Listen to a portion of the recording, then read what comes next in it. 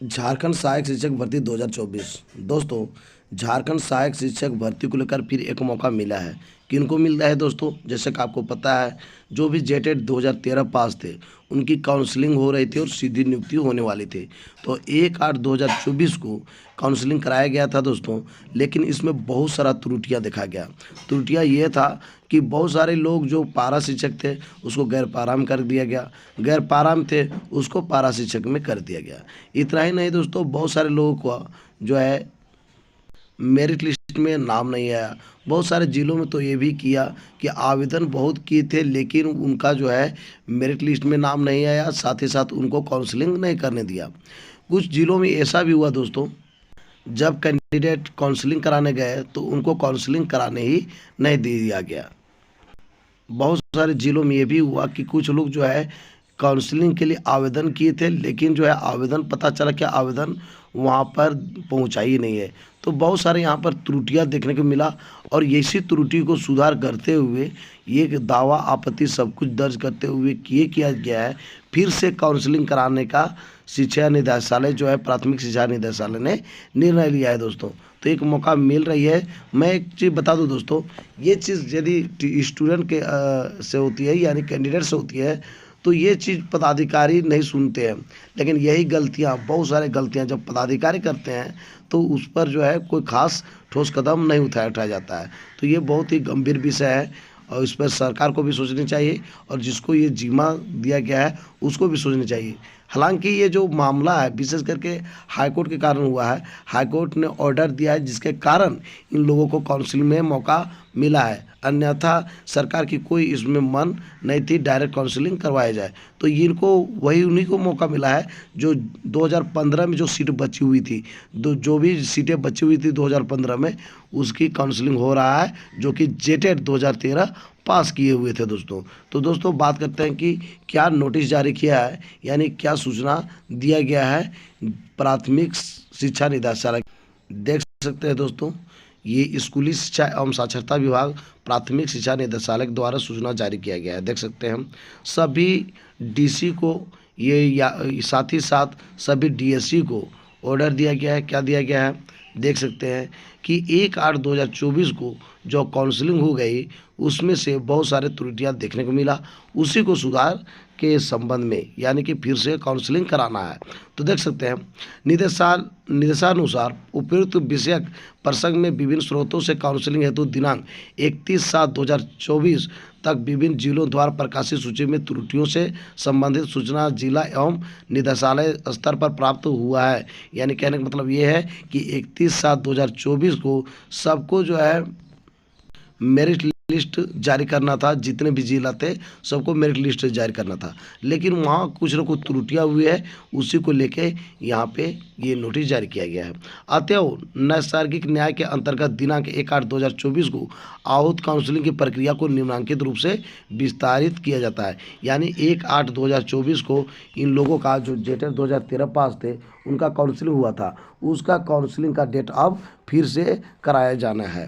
तो पहला नंबर देख सकते हैं दोस्तों, दिनांक 7/8/2024 को अंतिम चयन सूची का प्रकाशन स्थगित रखा जाए। तो पहले ये निर्णय लिया गया कि 7/8/2024 को ये मेरिट लिस्ट प्रकाशन करने वाला था, लास्ट फाइनल मेरिट लिस्ट जारी करने वाला था, तो उसको क्या किया गया है, स्थगित कर दिया गया है, क्योंकि जो है काउंसलिंग फिर से होने वाली है दोस्तों। दिनांक 31/7/2024 को जिले की वेबसाइट पर प्रकाशित कोटिवार रिक्ति एवं विचारण क्षेत्र अंतर्गत आने वाले अभ्यर्थियों की सूची कोटिवार पुनः अभ्यर्थियों से दावा आपत्ति प्राप्त किए जाने हेतु जिला की वेबसाइट पर दिनांक 9/8/2024 तक प्रकाशित किया जाए। कहने का मतलब ये है कि 31/7/2024 को सभी डीएससी को क्या करना था कि अपना ऑफिशियल वेबसाइट में उसको अपलोड करना था, लेकिन अब वही चीज़ कह रहा है कि 9/8/2024 तक ये सब प्रकाशित करना है सबको। यानी कि कहने का मतलब कल तक सभी जिला को प्रकाशित कर देना है कि किनका किनका मेरिट लिस्ट में नाम है। यदि दिनांक 31/7/2024 को प्रकाशित कोटिवार रिक्ति एवं विचारण क्षेत्र अंतर्गत आने वाले अभ्यर्थियों की सूची कोटिवार कट ऑफ मार्क्स के साथ में कोई सुधार अपेक्षित है तो सुधार कर जिला शिक्षा स्थापना समिति का अवलोकन एवं अनुमोदनों उपरांत दिनांक 9/8/2024 तक पुनः प्रकाशन किया जाए तथा इससे संबंधित सूचना का प्रकाशन कम से कम 2 स्थानीय समाचार पत्रों में प्रकाशित किया जाए। कहने का मतलब ये है कि 31/7/2024 को जो कोटिवार कट ऑफ मार्क्स जारी करना था सभी डीएससी को, वही चीज़ कहता है 9/8/2024 को फिर से किया जाए। यानी कि कल तक इस जो जितने भी डीएससी हैं उनको ये कहा गया है, अनुरोध किया गया है कि आप लोग जितने भी जिला हैं सभी को जितने भी कैंडिडेट जो काउंसलिंग के लिए आवेदन किए उसका मेरिट लिस्ट जारी कर दीजिए। इतना ही नहीं, कहता है कि कम से कम 2 स्थानीय समाचार पत्र है उसको जो पॉपुलर है वहाँ पे आप जो है समाचार पत्र में ये चीज़ दिखाइए, और नहीं तो कैंडिडेट को पता नहीं चल पाती है। पहले भी कहा गया था दोस्तों। थर्ड नंबर क्या है दोस्तों, 10/8/2024 से लेकर 17/8/2024 तक दावा और आपत्ति भी प्राप्त करने के लिए बोला है। मतलब बहुत सारे कैंडिडेट मान लीजिए पारा शिक्षक है, गैर पारा में कर दिया गया है, गैर पारा में है पारा में कर दिया गया है, यदि जाति वो ओबीसी में आते SC ST में कर दिया है, तो दावा और आपत्ति दोनों दर्ज करा लेना है। जो भी त्रुटियाँ है उसको सुधार करना है, साथ ही साथ उसको जो है पावती भी देना है, यानी कि रिसीविंग भी दे देना है कैंडिडेट को। आपत्ति या दावा समर्पित करने वाले अभ्यर्थी जिनका मूल प्रमाण पत्र, अंक पत्र, अन्य किसी कोई कैंडिडेट एक से ज़्यादा आवेदन करते हैं जिला में, तो उसको जो है कह रहा है कि आप वैसे कैंडिडेट को है ना उपस्थिति समाप्त माने जाया जाए और साथ ही साथ उसको हस्तगत किया जाए 21/8/2024 से पूर्व। यानी एक से ज़्यादा जिला में आपको आवेदन नहीं करना था, उसके बावजूद भी किए हैं, तो ये जो है आपत्ति दावा सब कुछ करना है दोस्तों। अब 5 नंबर आते हैं, दिनांक 17/8/2024 तक सभी दावे और आपत्ति दर्ज करना है। साथ ही साथ ये जो है कह रहा है कि 1/8/2024 को जो आपत्ति और दावा किया गया था उसका स्क्रूटनी 21/8/2024 तक कर देना है, और ये चीज़ DC को भेज देना है 5 बजे तक। नेक्स्ट है दोस्तों, 22/8/2024 को 3 बजे तक विचारण क्षेत्र अंतर्गत आने वाले अभ्यर्थियों की सूची का प्रकाशन कर देना है। साथ ही साथ दोस्तों ये जो आप रेफरेंस नंबर है और ये डेट है इसका अनुपालन करते हुए काम को करना है, पूरा कंप्लीट करना है दोस्तों। 25/8/2024 को काउंसलिंग होने वाली है दोस्तों, जिसका 26/8/2024 को जो भी काउंसलिंग हुआ है उसका स्पष्ट से प्राथमिक शिक्षा निदेशालय को 3 बजे तक भेज देना है। यानी कि काउंसलिंग आपका 25/8/2024 को होगा, जबकि 26/8/2024 को ये जितने भी काउंसलिंग कराया जाएगा उसका विहित पत्र जो होगा उसको प्राथमिक शिक्षा निदेशालय को भेजना है। आपके काम का चीज़ ये है 25/8/2024 को आपको काउंसलिंग होने वाली है। दिनांक 25/8/2024 की काउंसलिंग अपर जिला दंडाधिकारी से अन्यून स्तर के पदाधिकारी की देखरेख में ही संपादित कराई जाए। यानी कि आपका काउंसलिंग जो है 25/8/2024 को होने वाले दोस्तों। दिनांक 1/9/2024 को अंतिम चयन सूची का प्रकाशन जिला शिक्षा स्थापना समिति के अनुमोदन के उपरांत ही किया जाए। कहने का मतलब है कि आपका जो है merit list, final merit list जो है 1/9/2024 को आने वाली है। यानी आपका रिजल्ट 1/9/2024 को आएगी। तो कहने का मतलब है आपका काउंसलिंग 25/8/2024 को फिर से कराया जाएगा और 1/9/2024 को उसका रिजल्ट आएगा। तो इस प्रकार से आप समझ गए होंगे दोस्तों कि जो भी जेटेड 2013 पास थे उसको एक बार फिर से मौका दिया गया है। एक अच्छी खबर है, ये जो काम हुआ है सिर्फ झारखंड हाईकोर्ट के निर्णय के कारण हुआ है। इसमें सरकार का कहिए कि कोई जो है योगदान नहीं है, लेकिन चाहिए सरकार को ऐसे चीज़ों में करने के लिए। और बहुत सारे कैंडिडेट जो है अभी परेशान है, चूँकि बेरोजगारी का आलम बहुत ही तेज़ हो गया है। उम्मीद की जा रही थी कि 5 साल में ये सरकार बहुत सारा बहाली करेगी, लेकिन सरकार ने एक तरह से धोखा दिया क्या, ये सही समय पे निर्णय नहीं लिया। जो है पुलिया रोड बनाते रह गई, मुर्गी पालन बकरी पालन करवाते रह गया कैंडिडेट को, और जो है कुछ करा नहीं सकी दोस्तों। अब 15 दिन बचा हुआ है तो माया योजना लाके गवर्नमेंट तैयार है। इनको कोई मतलब नहीं रहा क्या शिक्षा व्यवस्था से, जिसके कारण 5 साल में कोई बहाली नहीं हो पाई। तो दोस्तों ये सोचने वाली बात हो गई है सरकार के प्रति। खैर सरकार कुछ भी रहे, हमको ये मतलब नहीं JM की है या फिर BJP की है, लेकिन मैं एक चीज़ मैं आप लोगों को बता दूं, JM सरकार कोई गलत नहीं है।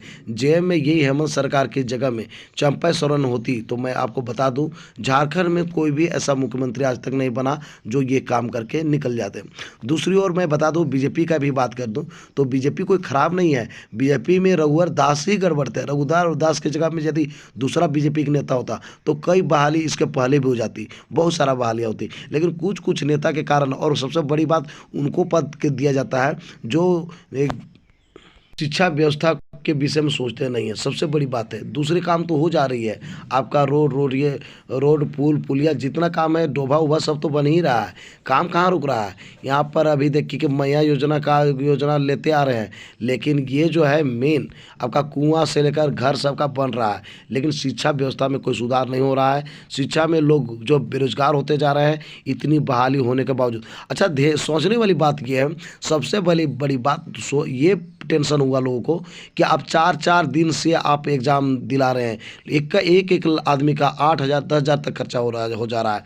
यदि आपको बहाली नहीं करना था, इतना आपने नौटंकी क्यों किया? दूसरी बात ये यहाँ पर प्रश्न उठ रहा है दोस्तों, मैं आपको बता दूं कि बिहार का भी और झारखंड का दोनों का सेम डेट को एग्ज़ाम था। बहुत लोग क्या है, बिहार का जो को छोड़ दिए झारखंड के लिए, अब वैसी स्थिति में इधर से भी चल गए उधर से भी चल जाए। ये जो है झारखंड गवर्नमेंट का बहुत बड़ी लापरवाही है। यदि आपको करना नहीं था तो आपने ऐसा क्यों किया? इसी चीज़ को आप डेट एक्सटेंड कर सकते थे, आपको उसी समय लेना जरूरी था जिस समय आपका बिहार का टीचर का भी एग्ज़ाम था। तो बहुत सारा यहाँ पर टेंशन हो गया है लोगों को, जो वर्षों से मार भात खा के जो है सालों भर तैयारी किए थे। और देखिए यहाँ पर क्या कंडीशन है, आप जो है 5 साल में एक भी बहाली कर नहीं पाते हैं, ढिंढोरा पीटते हैं 50,000 हम बहाली करेंगे, और 50,000 में आप कितना बहाली कर रहे हैं ये दिख रहा है। और ये जो बहाली है आप नहीं कर रहे हैं, ये क्या कर रहा है, आपका झारखंड हाईकोर्ट के कारण हो रहा है। ये बहुत ही सोचने वाली बात हो गई दोस्तों। उसके बावजूद भी आप देख सकते हैं कि ये जो है काउंसलिंग कराया जाता है, फिर काउंसलिंग कराया जाएगा, आदमी इधर से उधर होते रहे।